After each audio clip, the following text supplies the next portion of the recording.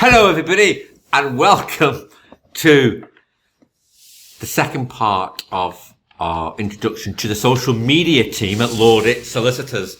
For those who heard the first podcast, it was myself and Mark. Now I'm in the Southampton office, and there's a team of 5 of us, 3 solicitors, 2 trainees, and we're all here to address any concerns that you have. But I wanted to introduce you all to them, and in no particular order, say for seniority, I've got the lovely Ellis here. Hello, Ellis. Hello.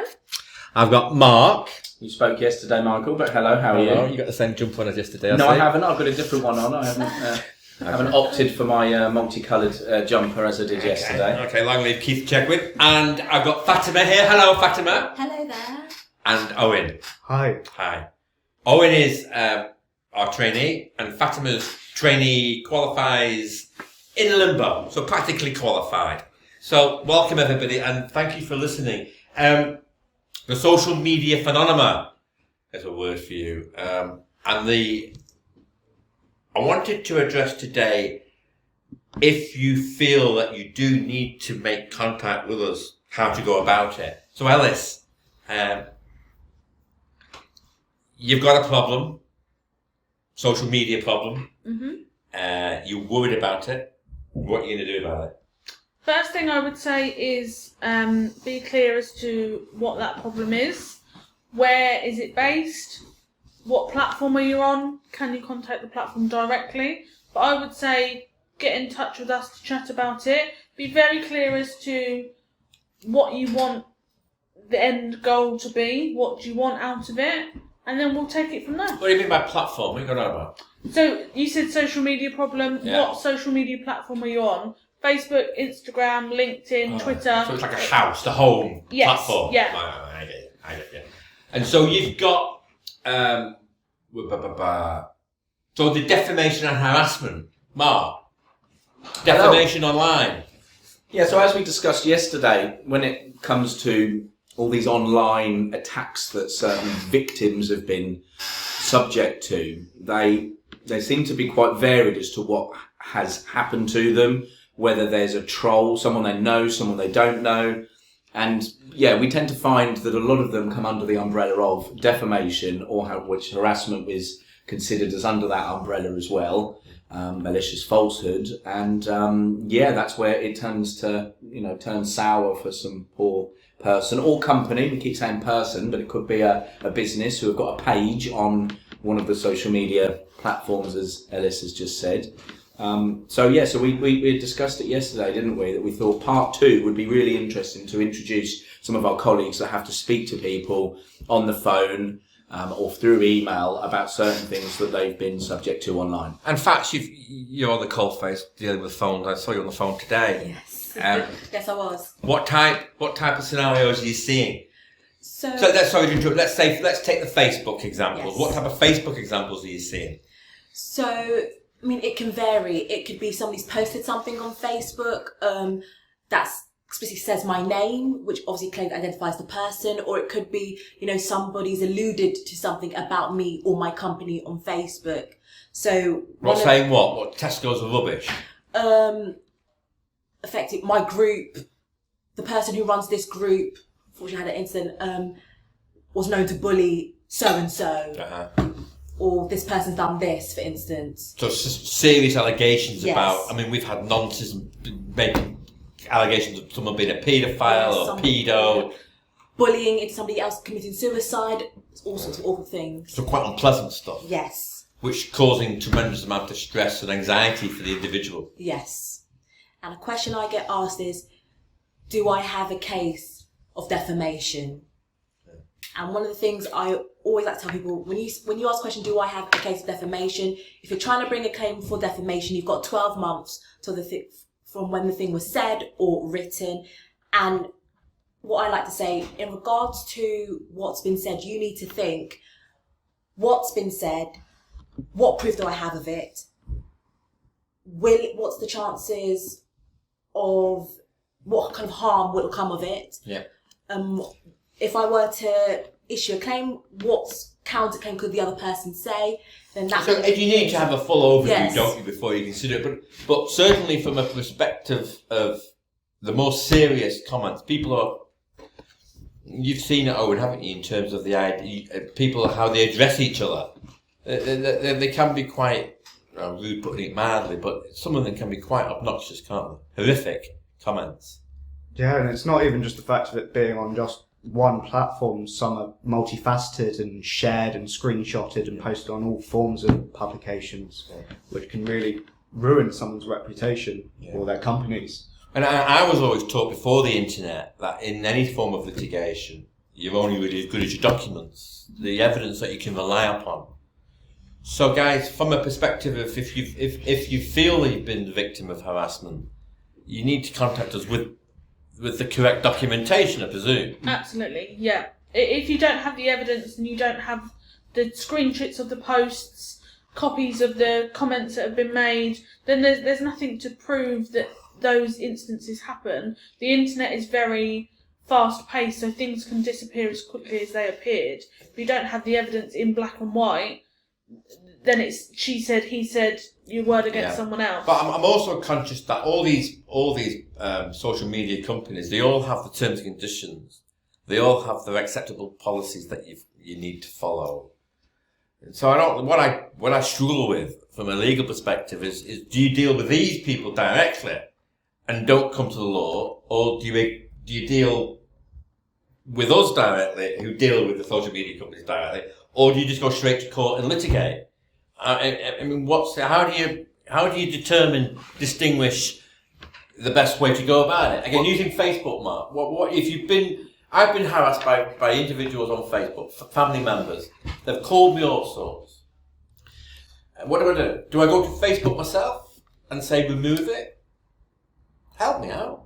Okay, so first things first. We never advise anyone, and the court certainly do not appreciate anyone that issues proceedings. In the first instance, it should be as a last resort, and you need to try and exhaust all other pre-action methods first. I think in terms of costs, I mean, this isn't something, okay, as a business, it's going to be important that you protect yourselves. But as an individual, I think I'm sort of speak for everyone when we say we haven't got thousands of pounds just sat in the bank ready to fight someone that has been, subjecting us to all of this harm online.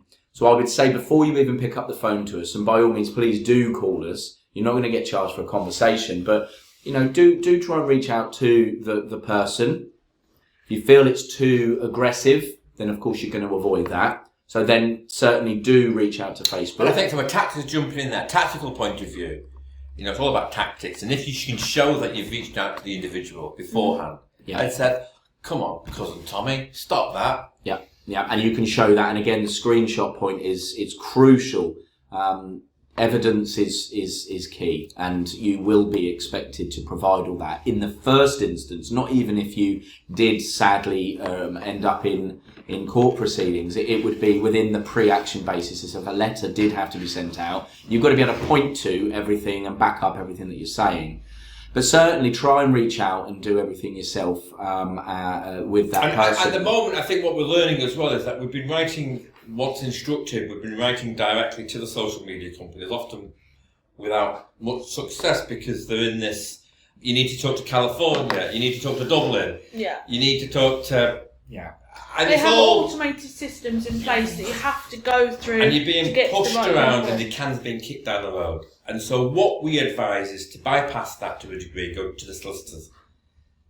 And we do get a response. When we are instructed, but before even at that point, you can do what's known as a takedown request, which is very easy. It's a few boxes and you press submit. You have to be able to put the URL in to the system to show where that particular post is sitting, if it's a post or a series of posts or even a page. I mean, one thing we haven't actually pointed out is the amount of fake pages that are being set up, which is really quite sad. Some of these, scam person here and scam person there, which is, wholly inappropriate, to do something like that, especially when it's because you're a competitor maybe, but you're hiding behind, you know, the you know, people have been mentioning Facebook, for example, but Also you're hiding reviews, behind it all. fake And reviews, fake reviews. You get a lot of that. It's not always about one person has put a post up. There's so many different variables here.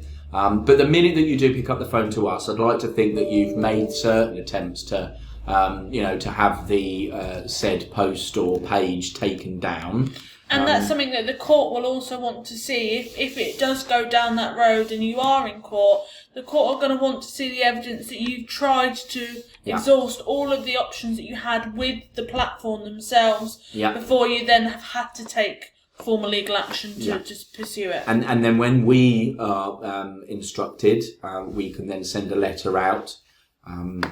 You know, some of these are varied in terms of size and information. Forgive me, sorry. Here's the quiz question for you.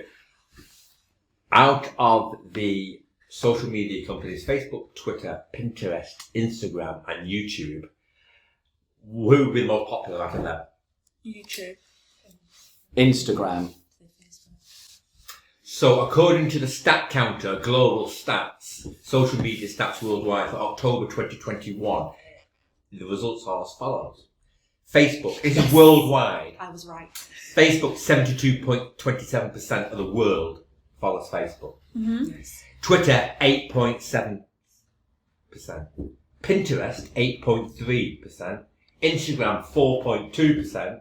YouTube, 4.2%. Wow. And Reddit, 0.81%. So Well, Facebook is so far higher in terms of popularity. 72. Even still. 72. Now that may be dwindling in the West. I think Facebook is flying in Africa and India, etc., etc. But it is quite staggering, isn't it? And that But the world lives on Facebook. It's become synonymous with lots of people's lives. I think part of it's just due to the share function. It's so easy to ping that thing across tons of different pages. That actually leads us very neatly, Owen, onto the other point that we haven't raised, and that's in terms of sharing. So when someone has they put a picture of someone and claimed that they are a scammer, or they're this or they're that, or it could be anything, and then they've I don't know, changed the picture up a little bit. Other people are then sharing that and they're thinking that they're innocent in that. Well, we're here to tell you that is not the case. You are not innocent just because you are pleading ignorance. Isn't that right, Owen? No. There you are. In terms of the UK, who's winning on the UK? So we did globally then. What about UK-wise? Instagram. Come on, Fatima, you're winning at the moment with Facebook. I'm sticking with Facebook. I'm going to stick with Facebook. So Facebook is number one with 54%. Twitter is 20%. Instagram is 10%. Pinterest is 7%. YouTube is 2%. And Reddit is 1%. Can I just ask you a question? Instagram is owned by Facebook as an interesting point to Yeah. make. Can I just ask you a question? Have you ever used, you keep calling it Pinterest. It's Pinterest. Just so you know, it's Pinterest. Like interest, but I pin. thought it just sold. I thought it was a beer website. No. What pint? Oh, Pinterest. Pinterest. Yeah. If you like beer, Yeah. you have There you go, you thought of an idea there. You've heard it here first, folks. Pinterest. See, I've never, this shows, Meg, and I know I've read it, I know I've Pinterest, but I've never used them. I love YouTube, I love Twitter, I don't do Facebook, and I don't do Instagram. That may be because I'm 55. Oh, you think there's an age demographic? I issue think they there? go through phases. I think Yes. Twitter was very, very popular in its infancy. It's now potentially because of reputations of people that are on it and the trolls and things like that. It's got a bit of a reputation itself that it's maybe not the most positive place. So people have moved on to things like Instagram and Facebook. I think they do go through waves. of My popularity. boy's 18 and he won't be seeing dad on Facebook. I think, is that the norm for kids now? They won't be seeing dad on Facebook? Well, we'll put it to the listeners. Would you do it, Owen? I mean, you're 22? 22. I hardly use it. I think my account's been the same for the past 4 years. We'll put it to the listeners, those that are listening. If you've got something to say on the what you use, what your children use, maybe we'd be interested to know. So do drop us an email at info@laudit.co.uk and let us know your thoughts. Once you then go to or going back to when if you're a recipient of this harassment or defamation, are we saying that the individual will exhaust their own attempts. It saves you money, obviously. Of course, unless they're not comfortable with it, then that's fair enough, and we completely understand. And then come to us with an email at the info@Lordit with a breakdown of what, and then someone will phone you back within that day. Mm-hmm. Have a discussion with one of the team here. You've met us all, Michael, Fatima, Owen, Phyllis, and Mark. One of us will be able to help you and steer you in the right direction, even if that means helping you out with the right email address to speak to the right person, perhaps, or we may then have to consider a fee. Yeah. And the fees generally we're saying around £500 for a There's usually about 3 to 5 hours work to put a detailed letter of claim in. I mean, obviously every letter is different and it's unique depending on the circumstances, but 3 to 5 hours at a reduced rate like that. I mean, it's a lot of money, but it's a lot less than what it could be. And does that include dealing with responses or dealing with another? I mean, what am I going to get for that? What you're going to get is, out of those 3 to 5 hours, which is, we tend to do it as a fixed fee. So although we say 3 to 5 hours, it's a fixed fee of £500. Of course, once we've sent this letter out, if we get a response, we are going to review that response briefly and speak to you on the phone as part of that fee. It will then be, at that point, depending on the content of the response, that we can then assess costs and advise you accordingly. It's getting that plan of action together, isn't it? You get the response, you see what information you've given, you put that plan of action together and you allocate the costs for those actions that you may or may not want to go ahead with. Okay. So really, what we're encouraging... And we'll be seeking to get those costs back, of course, at all stages from the said... poster. Now, over the months and years as well, we've had a lot of inquiries about legal aid. We don't offer legal aid. We do offer pro bono services, but they're on a case-by-case basis.